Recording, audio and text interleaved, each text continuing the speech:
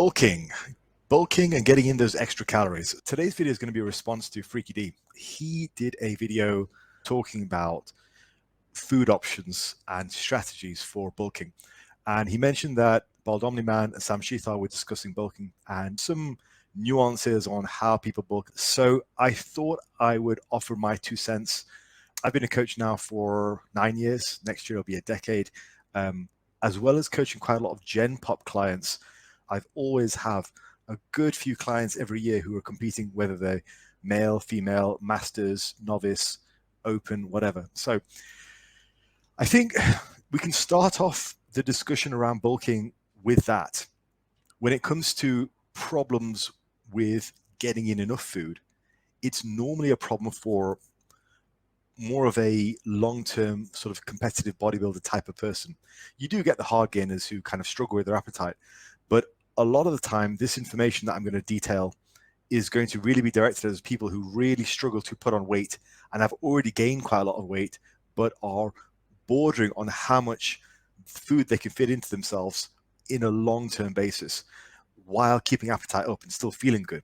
So it's all well and good saying that you're just going to force feed food, but the thing is, the battle with your appetite will just become harder and harder. So being able to eat food without just gagging on it, it's more difficult, you know, when you have this sort of long-term serious view.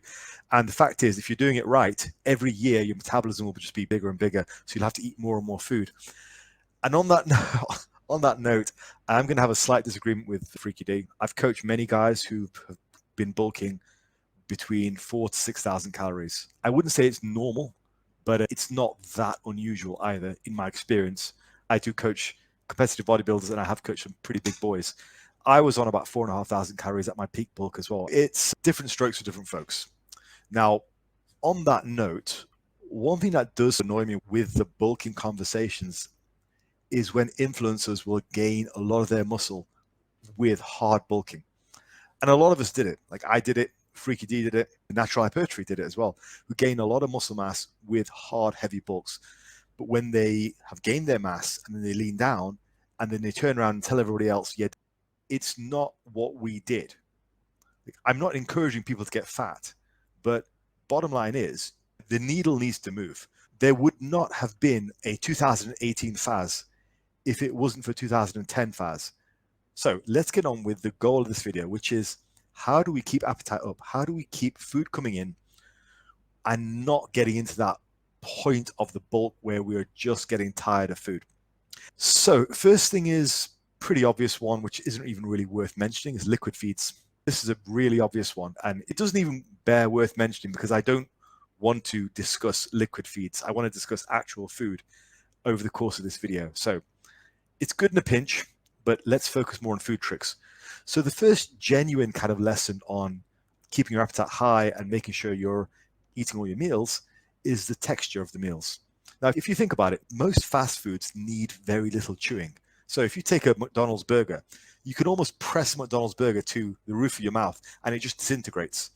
It's not designed to be something which needs a lot of chewing. It's something which is pretty much already broken down.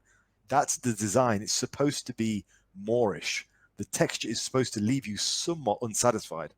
So as much as possible, you want food to resemble something which is a little bit more processed. When I used to eat loads of steak and rice, the effort required to chew through that steak, even to chop through it, digest it, is just a hell of a lot more. So you want to aim for a meal with a much smoother consistency, more like baby food, as wherever you can. Whereas that steak and rice, that would sit in my stomach for quite a long time because it was fattier.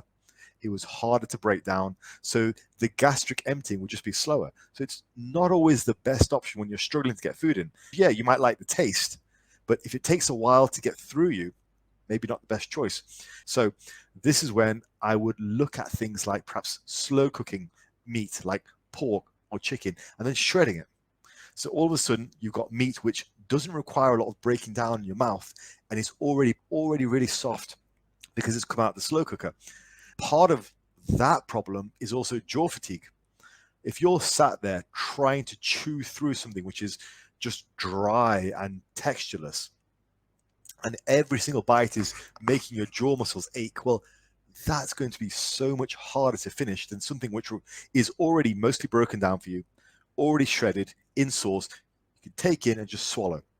When you're trying to keep your appetite nice and high, you want to try and make sure your food is as smooth as possible, as easy to swallow as possible. Next thing is multiple carb sources per meal. Now, this is a big tip that a lot of people really underestimate. Some people will do this without realizing it. For example, if you're trying to have a meal of rice, beans, chicken, okay, an easy tip to get an extra couple of hundred calories is to take that mix, dump it inside a burrito, put it in the oven.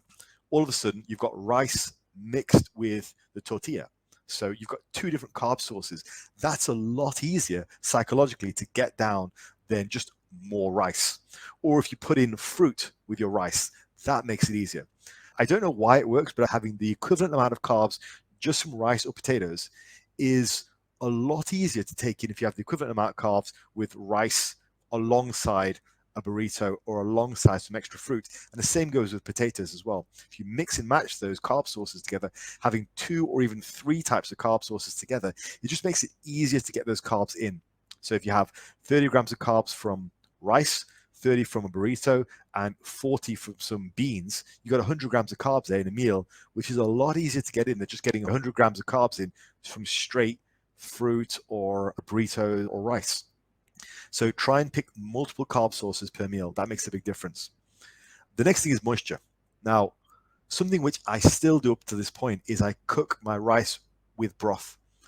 That adds some moisture to the rice, which again comes down to how easy it goes down. So you can swallow a spoonful of rice. If it's moist, it's more likely to be able to go down without a struggle. This is one of the reasons why I still favor sushi rice or sticky rice if I'm bulking. It makes it much easier to get down. Another quick tip with regard to moisture and rice is olive oil. A really easy way to make your rice just easier to take down in bulk is to mix in 1 tablespoon of olive oil to your rice. You get an extra 100 calories and it's easier to take down. Simple tip to get in more calories. Which leads us on to our next point, which is cooking style. So slow cooker is your friend. Shredding meats is your friend. Shredding meats in sauces is your friend. The difference between dry, sauteed chicken breast versus chicken breast that's been in the slow cooker, shredded in sauce, is night and day when it comes to satiety. It goes down far easier. It's almost like you're not even tasting it. It goes down really easy and you don't get the jaw fatigue. So if you have a lot of it to eat, you don't get that jaw fatigue. So cooking style makes a big difference. I would avoid anything which is going to dry out your food. Try and keep it as moist as possible. Next thing, which should be pretty obvious at this point, is preparation. Just make sure your meals are prepped. This is a real basic thing, and this goes for people who are bulking or cutting. If you are dreading the thought of getting your meals in for the day, but you have 5 meals cooked and ready to go in that fridge, then it becomes less of a thought process of, oh, what should I eat today? Trying to sit and decide what to eat. And it becomes just, okay, I've got these meals to eat.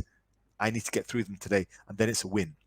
So take away that choice. Just like if you were dieting and struggling with your appetite the other way, so you have a high appetite and you're trying to diet, you would still do the same thing. Have your meals prepped and say, okay, this is what I get today. Eat this, I'm good to go. Next. It's the same with bulking. Take away that choice. Take away the decision fatigue and just have your meals ready. Which I would say leads us on into the next thing, which is timing. So this is when meal timing makes a big difference. A lot of people talk about the mystique behind multiple meals per day. And there's a whole bunch of research now which shows how you should try and spike MPS every 3 hours. I also think that's a very convenient schedule if you're struggling to get your food in. If you're struggling to get food in and you have 6 points during the day where you eat, which are evenly spaced out, 3 hours apart, that is going to leave you with a much greater chance of fitting in an overall higher level of food. Now, if you sleep through meal 1, you forget about meal 2, all of a sudden you have 6 meals to fit into a much shorter period of time, which is the opposite of what you want to be able to get to maximize the amount of food you take in. So for you, meal timing becomes very important. Those hard gainer types who struggle to get food in, they also miss meals like crazy. You will need to start to evenly space out food. Otherwise, it's going to become difficult to get in. When I was eating 4,500 calories a day, I had to space things out every 3 hours. Otherwise, I'd run into a rut and have a traffic jam of meals by the end of the day, and it wasn't going to get done. Terrible way to do things. So start early and space your meals out throughout the day so you have enough time to digest and move on to the next one. Remember, it's not just about having one good day. It's about having a good week and month and an entire off season. So the next thing I say would be cardio. So this seems a bit counterproductive. Like, why would you do cardio if you're struggling to already eat? I find it helps. What I say to my clients is anywhere between 8 to 12 minutes of hard cardio post training works pretty well. I would normally say 1 minute hard, 1 minute easy, just alternate. It doesn't really matter what you do, whether it's a rowing machine, running machine, like treadmill, elliptical trainer, step mill, whatever it is. Go 1 minute hard, 1 minute easy, do between 8 to 12 minutes, get that heart rate up. I find that helps appetite as well. Next thing is macros. Let's look at macros, how you should compose your day of food. I would say you don't want to go particularly excessive on protein. I've been very high on protein before, but I tend to find the higher protein amounts, they don't do a great deal for muscle growth past a certain point, but they do really fill you up. So if you're struggling to get food in, keep your protein right down to about 0.8 grams per pound of body weight. That's roughly where you end up. So for a guy who weighs 200 pounds, struggling to get food in, about 160 protein. Anything much more than that is going to be a waste, simply because it's going to cause a higher degree of satiety, which is going to prevent you from getting overall high level of food in. The next thing is a fat intake. One thing you've got to remember with fat is it slows down the digestion of your current meal. So a lot of people will say things like, oh, I eat a lot of nuts because nuts give me a lot of calories, but I'm still struggling to gain weight. It's like, yeah, it's because it's a false compromise. The nuts, the high fat intake in the nuts or whatever it is, if you just have a high level of fat, say from beef or steak or whatever, it will slow down the rate of gastric emptying. It will slow down the digestion of your food, which you're eating alongside those fats, which is just going to make it harder and harder to get the next meal in and the next meal. Sure, you've had a lot of calories for meal one, great, maybe meal two, but then what about throughout the rest of the day and the rest of the week? And I've made this mistake before by having a much higher than necessary fat intake, being happy that I'm getting in a good few days of food. But then by the end of the week, my stomach is in bits. I can't eat anymore. My appetite is through the floor because my body is just still trying to process all this fat that I'm eating. So when it comes to trying to keep your appetite high, you got to keep your fats on the low end. Okay, I'm not saying super low, but on the low end. And I would try and keep the majority of them from healthy sources so they go through your stomach quicker. There's just something about having a large amount of saturated fat, which really makes it very difficult to eat a lot of food. Carbs should make up the majority of the rest of it. I think you should still try and find carbs which work well with you and go through your stomach quickly. I would say the best highly calorific carb sources are probably still going to be rice, pasta, and breads. Those are your biggest bang for your buck if you struggle to gain weight. Avoid having too much of your daily carb intake from fast acting sources. Your stomach will just end up feeling a bit crappy. It will end with body fat. So at higher body fats, your body will just say no. Okay, so that was me at about 220. My body fat and my body weight got to a point where it was just too much. My body was saying, nope, had enough. I just felt sick all the time. That is a strong signal to cut body fat at that stage, and you've probably taken it a step too far. None of these tips and tricks that I've mentioned today are massively revolutionary in and of themselves, but you put all of these tricks together, you have a sustainable diet model in allowing you to push your body weight higher and higher every year. Most people struggle with losing body fat, but for you guys who are either hard gainers or you are serious bodybuilding, even strongman competitors like Sam, you will find this struggle in forever trying to increase the amount of food. So if you put all these tips together, that should help. All right, folks, I'll call it there.